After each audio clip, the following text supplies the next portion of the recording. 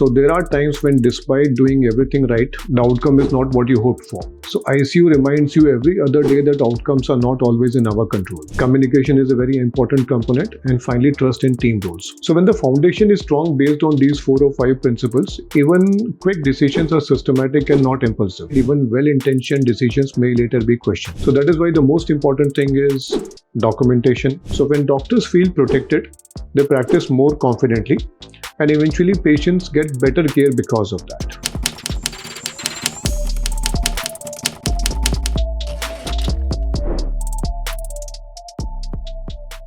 The ICU is medicine's sharpest edge.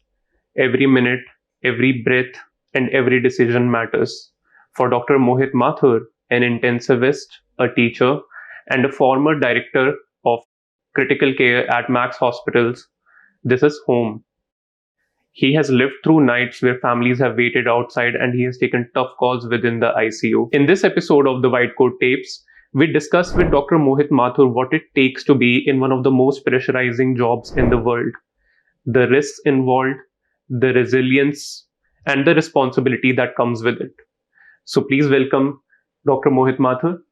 It's very nice to have you. Thank you so much for being on our podcast. Thank you, Jayant. It's a pleasure to be on the White Coat Tapes episode with you. Likewise, sir. Now, sir, getting right into it, critical care is one of the most demanding specializations of medicine. What was your inspiration and what drew you to this field? Okay, so let me tell you something about critical care. So critical care sits at the intersection of science, timing, and human resilience.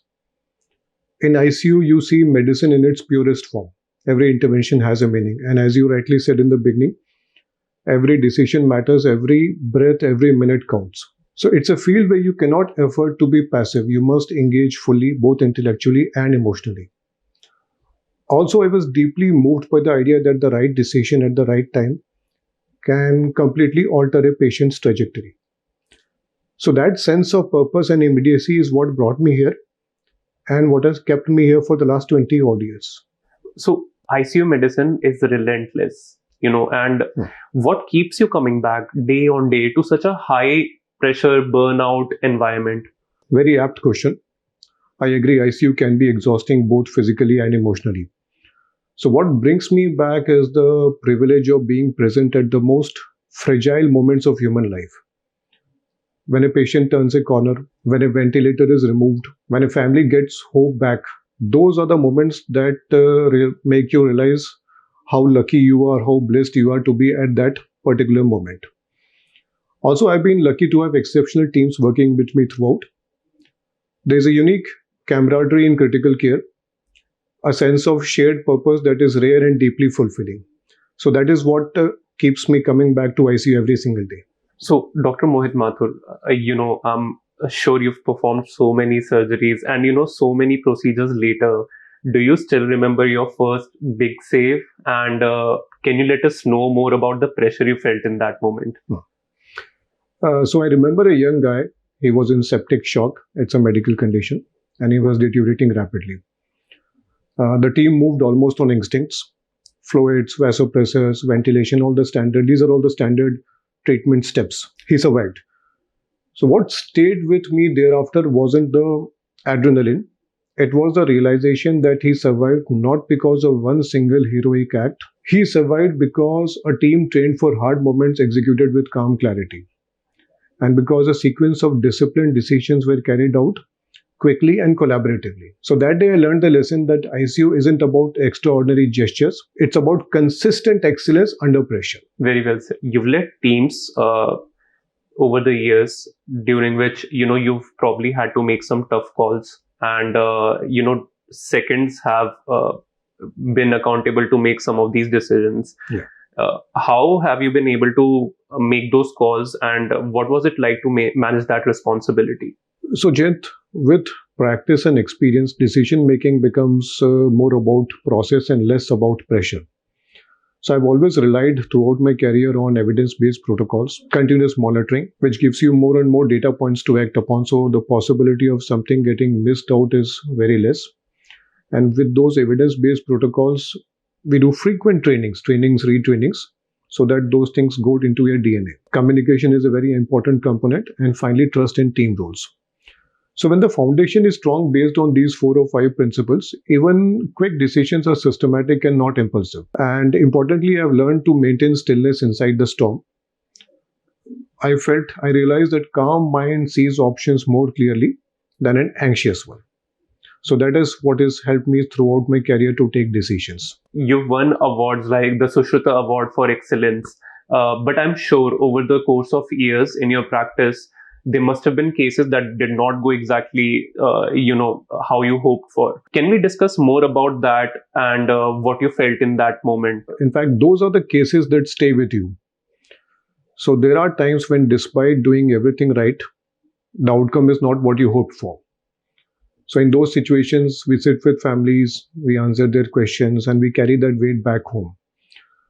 So ICU reminds you every other day that outcomes are not always in our control. But what matters is the sincerity and integrity of every effort, and that every decision was made with compassion, clarity, and clinical rigor.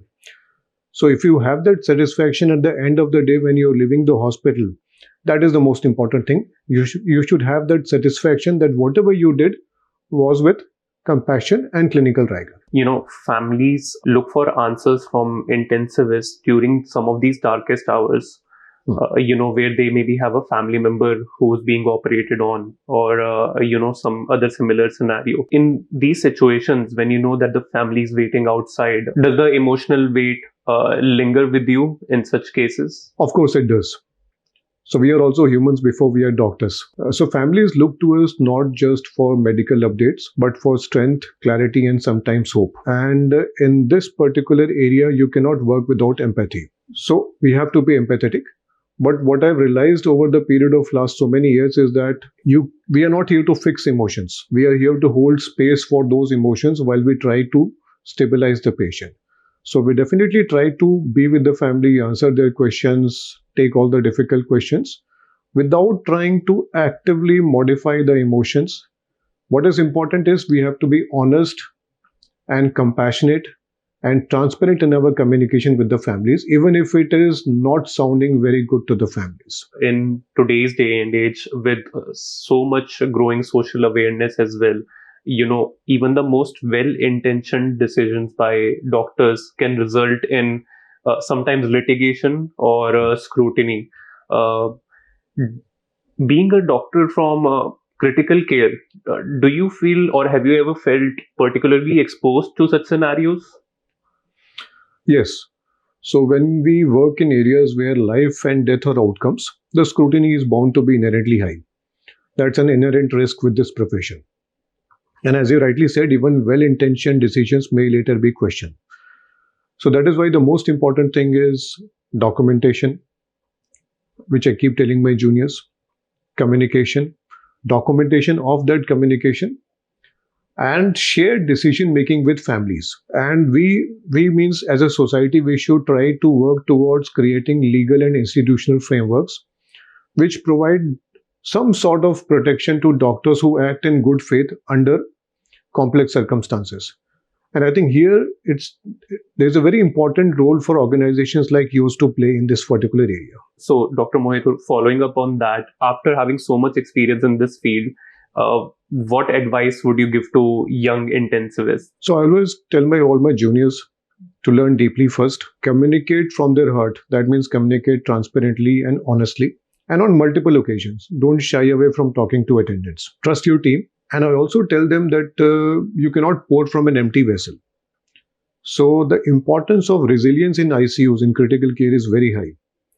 Resilience is not about being unaffected. It is totally normal to be affected because so many things are happening around you. So when someone is saying that I'm not affected, they are lying.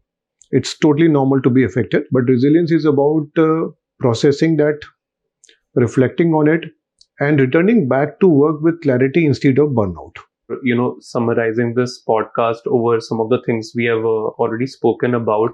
Now, looking back, how has critical care medicine sort of shaped in how you think about the risk, accountability in this field, and the importance of safeguards for doctors? So, Jent, critical care has taught me that accountability is not about blame. it is about responsibility with transparency. But responsibility must be balanced with structural safeguards. So, most important things are clear clinical protocols, communication, which we have discussed again, supportive institutional culture, legal protection for decisions made in good faith, and also mental health support for clinicians. So, when doctors feel protected, they practice more confidently, and eventually patients get better care because of that. Very well said, Dr. Mohit. Dr. Mathur's story reminds us that medicine isn't perfect, outcomes aren't always predictable, and doctors still step into this uncertainty day by day, knowing that they may face more than just grief. They may face scrutiny, they may face a lot of questions, and sometimes even litigation. This was the White Coat Tapes by Policy Bazaar for Business. Stay tuned for more such stories.